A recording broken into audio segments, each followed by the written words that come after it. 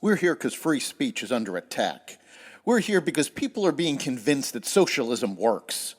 We're here because people are being judged guilty until proven innocent.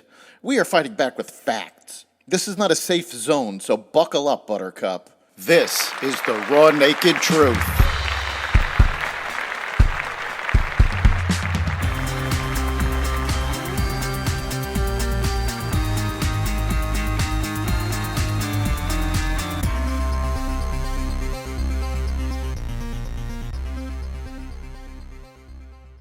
Whistleblowers, wildfires, the Supreme Court, and more. Welcome to the Raw Naked Truth. I'm your host, Eric Lopkin, and here's the news you need to know. Salvage crews brought up parts of the Titan submersible that imploded during a deep dive to the wreck of the Titanic. All 5 people on board passed away. Presumed human remains were found in the debris. The sub was lost about 90 minutes into a trip to carry wealthy tourists and adventurers to see the famous 1912 shipwreck, which sits in the North Atlantic waters 12,500 feet deep. The debris, covered in white tarps, was unloaded from the Horizon Arctic ship in St. John's, Canada. 5 major pieces have been found near the Titanic's bow. The recovered parts included the submersible's 2 titanium end caps, including the sub's main porthole with its window missing, as well as the equipment bay and 2 landing legs. Smoke from Canadian wildfires spread across the Midwest on Wednesday, with millions of Americans facing alerts for unhealthy air quality. 20 U.S. states, from Minnesota and western New York as far south as Georgia, were covered by the alerts. Chicago, which was the city with the worst air quality worldwide earlier in the week, got a brief reprieve as its air cleared somewhat thanks to a lake breeze. Wildfires have scorched more than 19.5 million acres in Canada so far this year, a record, and there are still nearly 500 wildfires burning across that country. Chicago Mayor Brandon Johnson urged particularly sensitive populations, including individuals with heart or lung disease, older adults, pregnant people, and young children, to stay indoors. Federal Reserve Chair Jerome Powell said Thursday in a conference at the Bank of Spain that it will probably take at least 2 more interest rate hikes to bring inflation down to the central bank's 2% target. He said raising rates at 2 straight Fed policy meetings wasn't off the table as inflation remained high despite aggressive rate hikes in the last year. Policy hasn't been restrictive for very long, so we believe there's more restriction coming, Powell said Wednesday in a panel discussion at the European Central Bank's annual symposium in Portugal.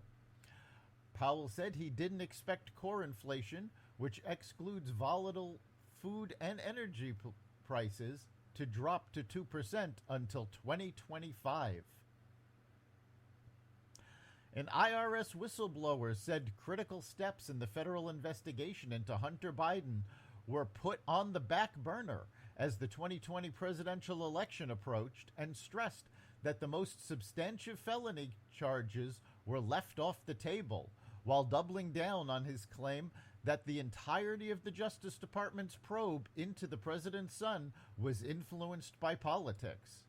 Whistleblower Gary Shapley Jr., who was the supervisor of the Hunter Biden investigation at the IRS, sat for an interview with Fox News' Bret Baier. The interview aired Wednesday on Special Report. Shapley alleged during the interview and in testimony before the House Ways and Means Committee that DOJ prosecutors directed investigators to avoid asking witnesses questions about President Biden, chose not to collect search warrants related to the president's son, and more. We weren't allowed to ask questions about Dad. We weren't allowed to ask about the big guy. We weren't allowed to include certain names in document requests and search warrants, Shapley said. So, we were precluded from following that line of questioning. The U.S. Supreme Court handed down a major ruling on affirmative action Thursday, rejecting the use of race as a factor in college admissions as a violation of the Fourth Amendment's Equal Protection Clause. Many universities have argued that race-based admissions ensures that student bodies remain diverse, while critics, such as the plaintiffs in the cases, argues that the policy discriminates against many qualified students based on race. Students for Fair Admissions, a student activist group, brought cases against both Harvard and University of North Carolina. The group initially sued Harvard College in 2014 for violating Title VI of the Civil Rights Act, which prohibits discrimination on the basis of race, color, or national origin in any program or activity that receives federal funds or other federal financial assistance. The complaint against Harvard alleged that the school's practices penalized Asian American students and that they failed to employ race-neutral practices. The North Carolina case raised the issue of whether the university could reject the use of non-race-based practices without showing that they would bring down the school's academic quality or negatively impact the benefits garnered from campus diversity. That's the Raw Naked Truth.